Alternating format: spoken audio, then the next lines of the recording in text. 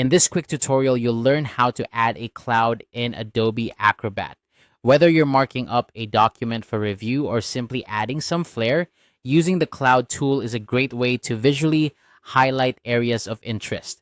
Let's dive in and get started.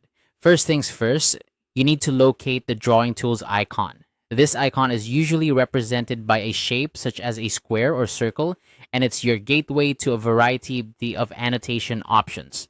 Once you find it, give it a click from the drop-down menu that appears. Select the cloud option.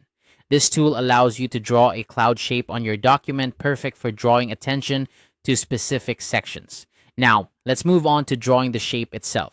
Click once for each corner or peak of the cloud. Think of it as plotting out the key points that will make up the outline of your cloud. When you're ready to complete the shape, simply double-click.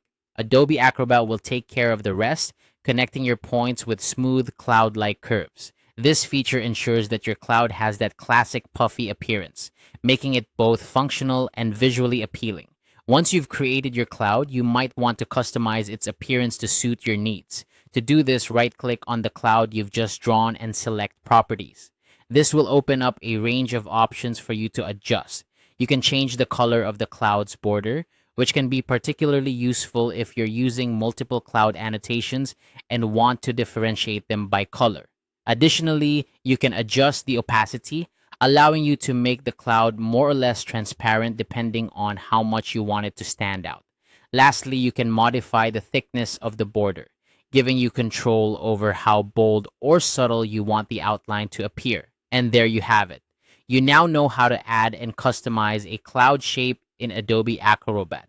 This simple yet powerful tool can greatly enhance your document annotations, making it easier to communicate your ideas and highlight important information.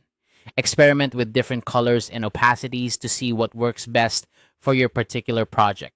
Thanks for watching, and I hope this guide has been helpful. Feel free to check out our other tutorials for more tips and tricks on using Adobe Acrobat effectively.